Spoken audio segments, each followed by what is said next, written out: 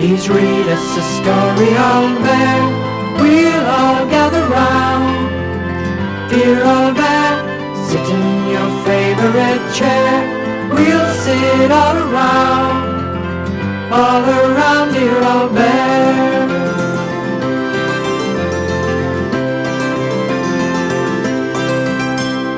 It was a chilly spring day, and Rabbit and Little Bear were playing in the garden shed. "What can we do next?" asked Little Bear. "We've had a game of hide-and-seek and 2 games of hunt the thimble."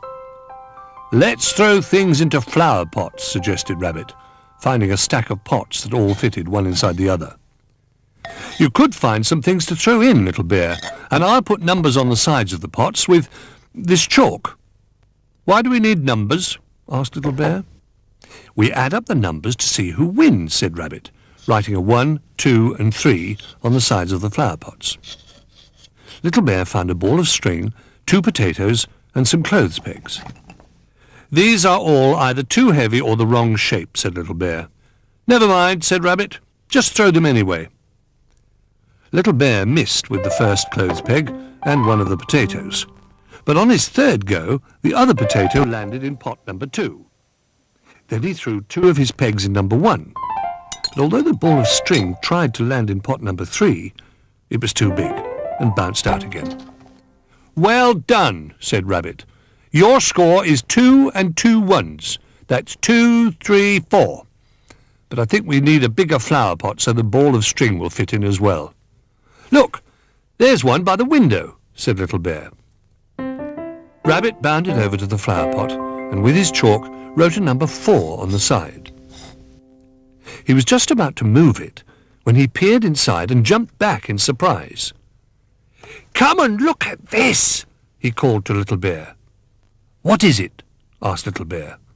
"It's a nest," said Rabbit, "with eggs in it." "A nest?" cried Little Bear. "Like Hoot's? Is there a bird in it?" "Not at the moment," said Rabbit, "but it will probably come back soon. Birds have to sit on their eggs to keep them warm till they hatch. Let's hide, then we can see what the mother bird looks like." Just then the door opened, and in walked Duck. Rabbit and Little Bear looked at each other. "Oh, Duck," cried Little Bear, "we never thought of you. We forgot that you were a bird." "Is this your nest?" asked Rabbit. "Of course it isn't. I wouldn't fit in that." "How do you know it's a nest anyway?" he asked. "It's got eggs in it," whispered Rabbit, "and we're waiting for them to hatch to see what sort of birds they are." "But they won't hatch if they get cold," said Little Bear sadly, "and nobody has come back to sit on them." "Have you asked Hoot?" said Duck. "Perhaps they're her eggs." "But she's got a nest," said Little Bear, "on top of the wardrobe, and she'll be asleep in it now because owls sleep in the daytime." "But this is an emergency," said Rabbit. "I'm sure she won't mind if we wake her." "She might have forgotten she has another nest," said Little Bear. "Let's go and see." Followed by Duck, they hurried out of the shed and off towards the house. Very soon they arrived at the bottom of the wardrobe. "Hoot!" they called softly. "Wake up!" Nothing happened. Rabbit called louder. "Hoot!" But it was no good. However hard they tried, they couldn't make Hoot hear. "Well, we'll just have to climb up there," said Rabbit. "We'll never be able to climb that far," said Little Bear. "Hoot flies up." "Well, we can fly too," said Rabbit. "We'll take the little plane." Very soon the small wooden aeroplane was taxiing along the carpet with Rabbit and Little Bear on board. They flew up into the air and around the room. "I can see Hoot," cried Little Bear.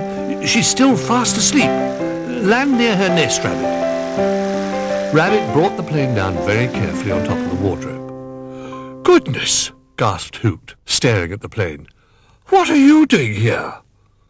"I'm sorry to wake you," said Little Bear politely, and he told Hoot all about the flower pot nest and the eggs. "Nobody has come to keep the eggs warm," he explained, "and we don't know what to do." "Well, they're not mine," said Hoot, "but somebody had better look after them. Come on, show me the way." Little Bear and Rabbit scrambled back onto the plane, and followed by Hoot, they took off from the wardrobe. They flew across the room and out of the window. When they arrived in the shed, Rabbit circled the plane over the flowerpot nest. Little Bear pointed it out to Hoot, who landed on the edge, then settled herself quickly over the eggs. Rabbit and Little Bear landed the plane and then went over to where Hoot was sitting. "Are you comfortable?" asked Little Bear.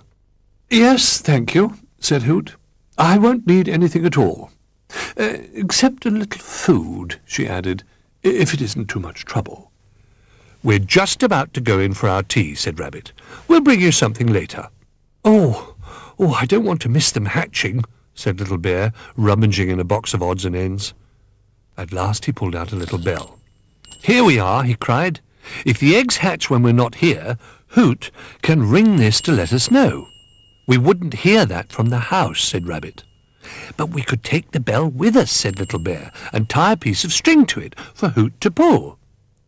Hoot thought this was a very good idea. So Little Bear picked up the ball of string, and after tying the end of the string round the flower pot, he climbed onto the plane behind Rabbit. "Now don't forget," called Rabbit. "Pull the string if the eggs start hatching." And away they went, trailing the string behind them. They flew out of the shed, across the garden towards the open window of the house. When they arrived back in the playroom, they found that Duck had already told the other toys all about the nest. "I have a book with birds and their eggs in it," said Old Bear. "We'll be able to see what sort of bird has laid the eggs in the shed." Later on that night, when the others were getting ready for bed, Old Bear packed a little picnic in the basket for Hoot. Meanwhile, Bramwell arranged the bell on the end of the bed so they would hear it if it rang.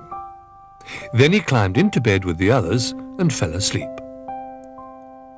In the middle of the night, they were all woken to a loud ding-a-ling, ding-a-ling. "Quick, everyone!" cried Little Bear. "Hoot's calling us! The eggs must be hatching!"